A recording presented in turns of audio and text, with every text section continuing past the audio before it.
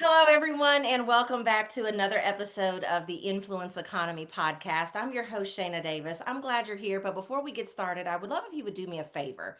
So, wherever it is that you are listening to this episode, I want you to take a screenshot. And I want you to take that screenshot, post it on your social media, tag us here at Shayna Rattler Davis, and then I just want to hear your biggest aha moment or your biggest takeaway from this episode.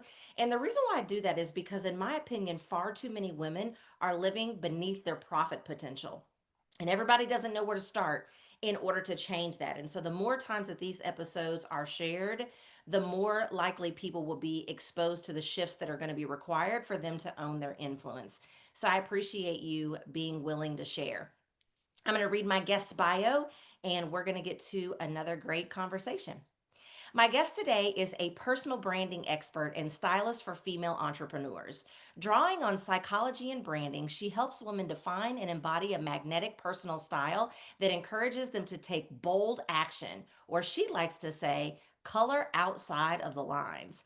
The daughter of a farmer and an artist, she blends a 2 decade long career in marketing for Fortune 500 giants and small businesses with her passion for curating wardrobes that break style rules and reject trends. When she isn't shopping, you can find her lifting at a CrossFit class, playing trumpet, trying out a new recipe, or spending time with her husband and 2 kids in Omaha, Nebraska. I want to welcome to the show Ellie Steinbrink. So glad to be here, Shayna. Let's do this. Yeah, so at the time of this recording, we are wrapping up 2025.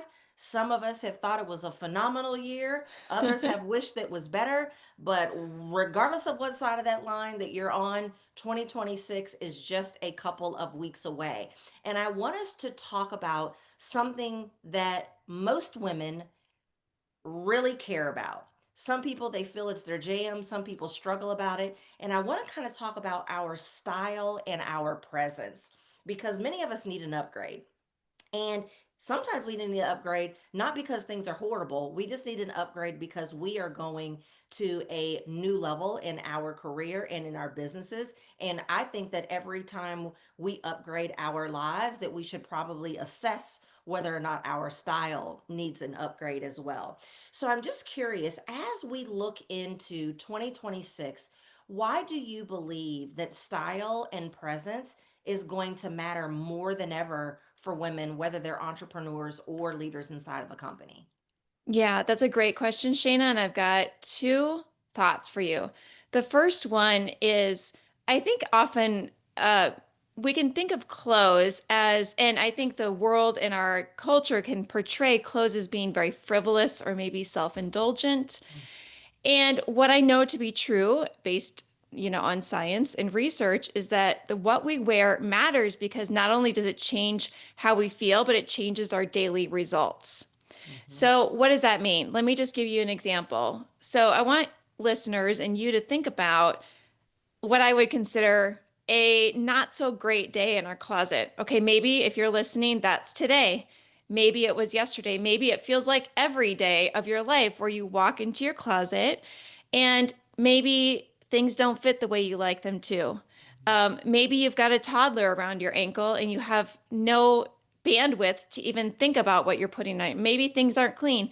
Maybe you just walk in and, as Shayna was discussing, that it just doesn't seem to fit where you're going anymore. So imagine yourself on that day in your closet feeling this way. These feelings are actually triggering our brain and activating and sending chemicals all throughout our body. And when you think about it, it makes sense. When you walk out of your closet on a day like this, what happens? And I know for me, sometimes admittedly I can be a little short with my husband or my kids. Maybe I don't feel like putting the Zoom camera on. When I think about what I need to do from a work perspective, I might lean into the tasks that are a little easier and just like quickly I can check off instead of the tasks I know that are going to be needle moving.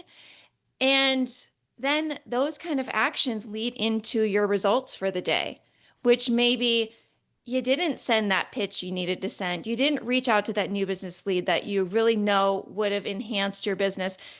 Maybe were just hiding a little bit. Now, when I think about that kind of a day in contrast with a really good day in your closet, And Yeah. I know you've had them. Maybe it feels fewer and far between, but maybe it's that the color just really made you feel energized and alive, or the way it felt on your body made you feel really at home in your body, or maybe just the way it hugged your body and the way it fits so naturally well with the shape of your body. Whatever the reason is, you're feeling totally different than the day I just described, right? Yeah. And if you go through the same line of questioning, okay, you walk out of your closet, what happens? What actions do you take as a result? I know for me, those are the days where I'm calling up and wanting to meet up with friends for, or maybe a new business lead for a lunch or a coffee. I am feeling more energized to go tackle that hard, scary thing on my list. I feel like I'm walking on air. And maybe if you put yourself in think about like a networking event, I often will use this as an example because I am an introvert and sometimes it takes a lot of energy for me to get out there and be social and meet the people that I know I need to meet. So what kind of results is that going to give for you? And Yeah. all of this back to one tiny, seemingly insignificant decision. We make 35,000 decisions in a day, right? Is what the research says. And surely what we put on our body is not that important considering the business or career decisions we need to make, the family or personal or health decisions we need to make. But when you frame it in this way and realize there's real brain science going on, that chemicals, good or bad, are flooding your body and are putting you on a trajectory. And Yeah. I know for me as a business owner, when I'm thinking about, okay, I have this amount of time where I need to move the needle in my business, every day, every moment matters. Hmm. So that's one aspect of when you ask the question, how is this going to change something in their business? The other thing I would say is the topic of authenticity, Hmm. as you know, Shayna, is a huge buzzword. And I feel as if it can be difficult to really understand what that means. So let's just talk about that in the framework of style.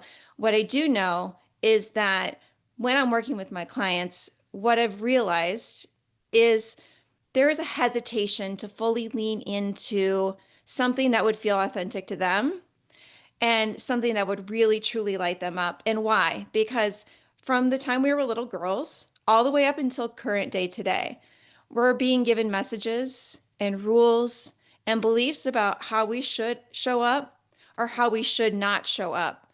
And these beliefs can be anything from a comment someone made on the playground that you're still carrying with you. I know I had a few comments made to me when I was 14 years old that made me decide that wearing short skirts, even just dresses above my knee, were not professional. And so I actually did not buy or wear anything for 30 years as a result of that belief. But these are beliefs and expectations about how you should be dressed as a professional woman, how you should look if you're a speaker on stage, how you should be dressed if you're a mom, if you're someone in your 30s, your 40s. There are a number of rules. And I actually created a whole exercise around this that I work with through my clients and also that your listeners would be able to access to start to be aware of all of these messages that are impacting ultimately our decisions about what is okay or not okay to wear. So I find that after all these years, many of the women I'm working with they tend to be in their mid 40s, anywhere from like late 30s to up into the 50s. And it's this time of their life where they're ready to shed some of that, but they're not really sure how. Yeah. And this is an act of being more authentic. It's an act of saying, maybe these rules and expectations that I've been carrying around. Another great example, just to put this in context for people, I know I like to have examples. So if there's a listener who's like, what are you talking about? Another one I hear very commonly from women, specifically who come from a corporate environment or are still in a corporate environment and maybe moving into their own business, is that black is the most professional, Mm. and or I must wear a blazer in order to be respected. And now I'm thinking about running my business and I feel as if I need to show up in a professional way. I need to be Yeah. seen as credible. I need to be taken seriously. So I wear black because that has been hammered into our brains over the years about what it means to be professional. So it's one, awareness of what you're carrying around, and two, allowing yourself to believe something different. And let me just wrap this back to authenticity. When you can get to a place of living in an authentic way, dressing, not only in the way you speak, in the way you conduct your business, but also then how that's reflected on the outside visually in your wardrobe. Authenticity is actually a needle moving activity. There's research I just discovered by a woman named Eleanor Beaton who proved that leaning into authenticity in your personal brand, it increases trust. I mean, think about the times we're in where it feels very difficult to gain trust, right, of a potential customer or client. It increases retention of your current clients and it shortens the time to purchase. So I'll just stop there because I gave a lot of information, but that Yeah. is what is on my mind when I think this is so much more than just being on trend and what's on the runways. This is really changing how you show up. Absolutely. I was at a networking event about 2 weeks ago, and the theme of the day was about storytelling. And Mm, we were learning different techniques of ways that we can use story when we're selling our products and services, when we're selling ourselves in negotiations. But they put a little bit of a twist on it as they got into small groups and were asking questions. They asked a question about wardrobe. mm, And they said, what story, when you think about your wardrobe and what you put on every day, what story is what you're wearing telling about you? Because it is telling a story. And, mm-hmm. some women were like, "Ee, it's telling that I didn't have time." It's telling that I didn't have time to think about how it was that I looked before I came before you today. And this Mm, everyone had, something completely different end of the spectrum. But I think that that's something that people should think about. You mm-hmm. mentioned a number of things that oftentimes are about like our own internal perception and trauma that we may be carrying, or guiding beliefs that we have been given as a young person, whether they were good or bad. But what is Mm-hmm. what you're wearing saying to the people that you want to convince to take some level of action with you? Because people are forming an opinion about what you say and Mm-hmm. what it is that they want to do with you next. And Yeah. oftentimes that's not only based on the words that are coming out of your mouth, it's also your presence and how you look when you show up. And so it is so, so important. Like you said, it seems like a seemingly minor decision to make with possibly small impact, but it actually does make a very large impact on how people perceive you and how people make decisions about how they want to work with you. Yeah. You made so many great points there, Shayna. Judgments are made very quickly. And when I think about, your image preceding you, so I often think about walking onto a stage. Mhm. And so the audience is already forming opinions about you. Walking in, I live in the Midwest and I had a networking event once that was hosted outdoors. And it happened to be a day in the fall that was not a nice day. It happened to be a snowy, very cold day. And so here we were all needing to wear our outerwear. And I remember posting on this about social because our outerwear is also part of our outfits. And so in a networking, professional networking setting, what are you showing up and how is that also presenting? Yeah. The thing I think that gets missed a little bit because we do live in a world where dress for success themes are people are aware of what that is. If I wear something, then I will create a certain impression. I Yeah. think what we've lost in that process is that can become very performative. And what I want to bring back into the conversation is what is actually, when you say storytelling, what is a nugget about me that is represented? This isn't just, well, Dress for Success says that if I wear this or if I wear a certain color, I will evoke a certain reaction or I will give someone a certain feeling. Well, what is it saying about you? Yeah. And when you were talking about, I loved that exercise you were describing about, what does my outfit say about how I am today, who I am? What I find is when I work through women with this exercise of defining a word that is more reflective of themselves, sometimes I will find that there is a hesitation to actually stand out instead of their current wardrobe is allowing them to sort of blend in. Mhm. And what I think is interesting, me coming from a marketing and person and branding standpoint, is that in all of my career when I was working with my clients and consulting with them on their branding, never once did they say, Ellie, how can you make us fit in and look like all of our competitors? Right. They were saying, no, we want to be differentiated. We want to be unique in a certain way. I think what's interesting is I made the transition from doing this for companies to now doing this for women who are their own personal brand, is that it's scary to be standing out because I have a 13-year-old daughter. And when I think about the history of wanting to fit in, that starts at a very early age. And that Yeah. really never goes away from us of wanting, we want to be a part of something. We want to know that we fit in. We want to know that we walk into a room and we don't necessarily want to be the center of attention. But if your goal is to create a personal brand, we want to think about that dynamic of am I dressing to fit in or am I dressing in a way that's going to help me stand out, not to be showy or flashy or Yeah. to make a scene, but really just to be reflective of, hey, this is who I am and I'm okay with that and I'm ready for this to be seen. Absolutely. When I was doing my research for this episode, I came across a terminology that you use that I would love for us to unpack. So, can you explain what you mean by enclothed cognition and Mm. how it plays a role in how we show up at work and business and even like in negotiations? Yes, so enclothed cognition was a term that came from a research study many years ago where they had participants, one half of the participants were wearing Dr. White lab coats, and the other half were wearing just normal street clothes. And as a result of this study, well, what they did in this study is they had each of these two groups perform certain tasks, very challenging, demanding tasks.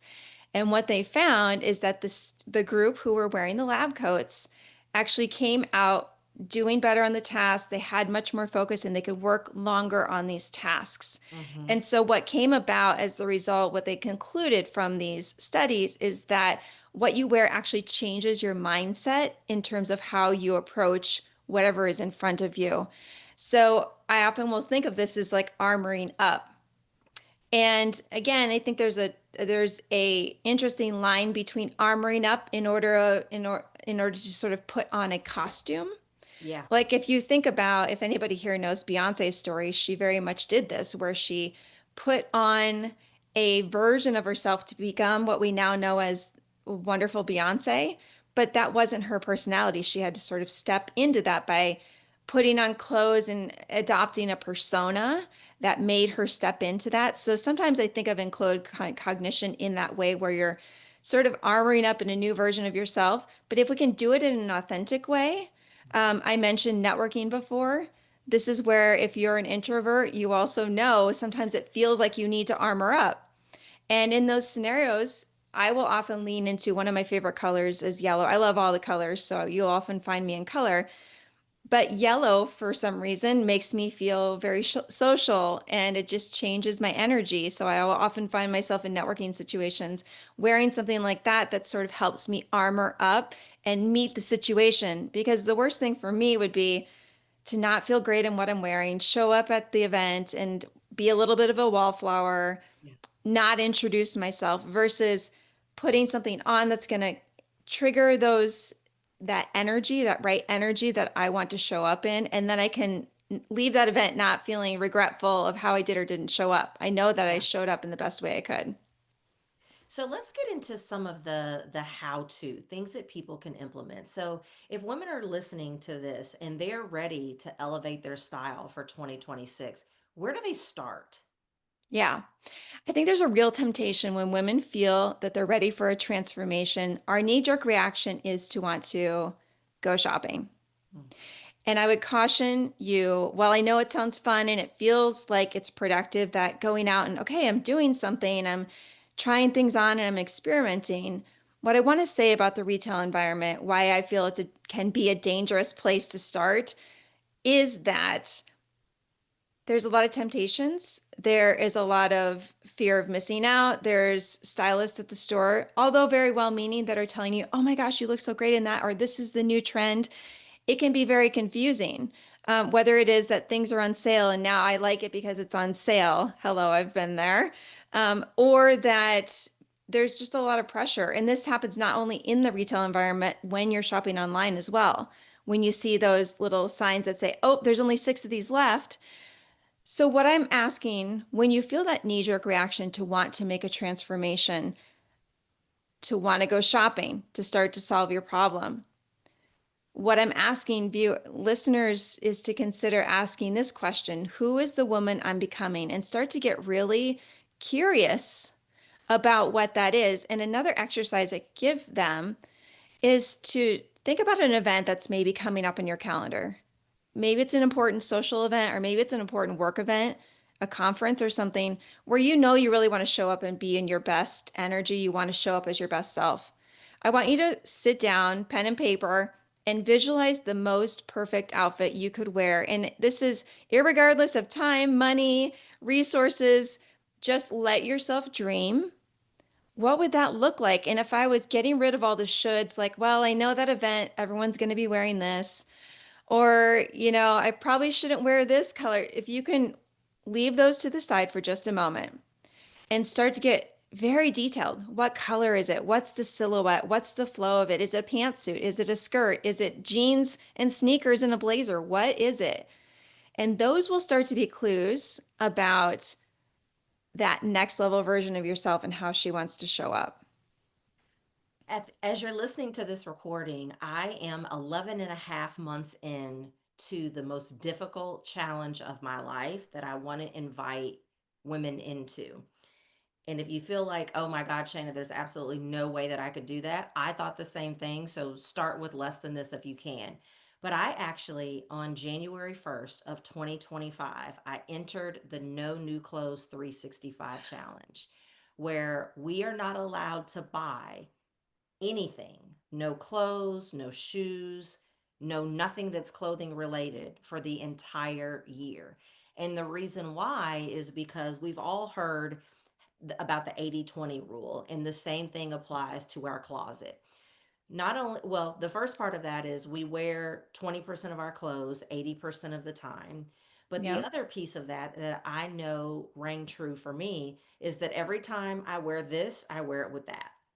Every Hmm. time I wear this, I wear it with that. And the whole concept behind this is that most of us need to learn how to remix our closet. And if we will learn how to do that effectively, we will actually discover that we have a lot more to wear than what we think. And this is not just about, although I was guilty of this as well, pull out some of that stuff that you've worn once or never and still has the tags on it. But it's like, what would happen if you start to shift pairings around and actually discover an entirely new outfit? And what was interesting was the day that I made the agreement to enter into this challenge, the very next day I got invited to speak at a big conference. And my mind immediately went to, but when I'm speaking on stage, I can't wear something that I've worn on stage before. I was like, I'm being challenged on day two of this challenge, but I'm happy to report that I've not bought anything, and I didn't think I could do Yay. that. I'm one of those people that, if UPS or the Amazon truck passes by my house, I'm like, well, surely they're doubling back because there has to be something that I've ordered. And so while you may not feel like you can go 365 days, I would encourage you to go into your closet and ask yourself, what can I put with this top that I normally would not wear with that? What can I put Mhm. with this bottom that I normally would not wear with that? And see what you come up with. Start watching television shows that maybe you normally don't watch to see what people are wearing, because that's how I got some of my ideas. Now, the young lady who started this challenge, she also is a stylist, and that's one of the services that she offers, is to come remix your closet. But she felt like I was capable of doing it on my own. And so one of the ways that I did that was I started to look at magazines and I started to watch shows that I normally don't watch to see what people were wearing for inspiration. It gave me ideas Mhm. of color palettes to begin to put together, and it also gave me ways of wearing things together. And I guess probably you could use Pinterest as well. And so I Uh-huh. challenge women to start there before you feel like you have to run out to the store.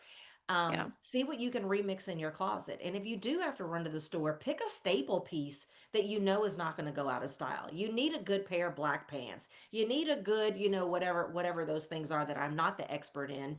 But when you have those staples, learn to remix your closet and don't feel like you have to buy something else. Now, there are times that you're like, you know what? I just need a style overhaul. This crap I've been wearing is not going to cut it, and you're going to have to buy some stuff. But I think for the most of the women who are listening, we probably can remix what we already have. Yeah, that's congratulations. That's huge. And I bet that was a big challenge. Oh my That's gosh. something I actually love doing with my clients. And I'll give another tip when you're trying to, if someone's listening, wanting to do this challenge, what I find in women's closets is that we tend to categorize our clothes. So, example would be I have work clothes over here, Yeah. and I have my going out clothes, maybe I have my casual, then I have my athleisure. Yeah. And one ways in which you can remix and think about your clothes differently is how can I take something that I would normally categorize as work, how can I make that into a weekend outfit? So one of my favorite examples is a blazer paired with jeans and sneakers is great for the weekend. Here's another one. Maybe you have a really nice dress and you just drape your blazer over your shoulders and put on a pair of heels or whatever, some nice heeled shoes and go out and you're ready for a date night or a night out with your girlfriends. So when I'm creating wardrobes for my clients, often we're only shopping for around 25 pieces. And then when I create the style boards, there's 50 or more variations of outfits. And they're always blown away, just like you're saying, that there's so many more ways that we can think about wearing these pieces. Another rule I have is if I'm shopping, if I decide to bring a piece into my wardrobe, unless it's very specific, like a wedding where the dress is very Yeah. specific or something can't be reused, my rule is find at least 3 ways that I can wear this in my closet. Not only maybe 3 ways for work, but 3 ways in different settings of my life. And if that garment can't meet that requirement, oftentimes I'll buy it, bring it to my wardrobe, play around and see how many outfits can I create with just this one piece. And if it meets the criteria, then I keep it. And if it doesn't, and I realize I really only can make this work with one garment, or I bought it and now I have to buy something else in order to complete the outfit, that's a danger zone for me. So that's That's another a rule great your tip. listeners can think about. But I love that. Congratulations. Thank you. Yeah, there's a ton there that everyone can start doing today. If you have money and there's something you need, go get it. But find ways to Mm-hmm. make it fit with other stuff. My God, if my son would learn that, I'm like, son, stop buying like $180 pair of sneakers that you can only wear with one t-shirt, which by the way, you don't have yet. And now you have to go get the t-shirt as well. So Yes. he'll be here this weekend. I'm going to share that tip with him. Well, Yep. Ellie, we are out of time, but before we wrap up, for those that want to take things further with you, I first want to share what social media platform would you like them to follow you on? They can follow me on Instagram at style.decoded. I'm also on LinkedIn just by my name, so Ellie Steinbrink. And Awesome. we were talking a little bit about rules earlier and the ways these rules we've adopted and beliefs we've adopted. If they would like to go further and do a little Yes. worksheet on that and get curious, what are these that might be ruling my decisions about how I dress? It's called the Style Mindset Reset. And we'll have that in the show notes as well, where they can download and get curious about what that might, and also write a new mantra moving forward that is more empowering, that will help them make more aligned decisions when it comes to their clothes. Awesome. And if someone is listening to this episode and they're like, I can't click on the show notes right now, is there a link that they can go to get that? You can go to elliesteinbrink.com and you'll be able to find it there. Awesome. Perfect. Well, everyone, I hope that you have enjoyed this episode as much as I have. Ellie, thank you for being here and for sharing your style nuggets. Everyone, share this episode with every woman in your family and in your network. I hope that you will go back and listen to previous and future episodes as well. Everyone, have a great day. Bye bye.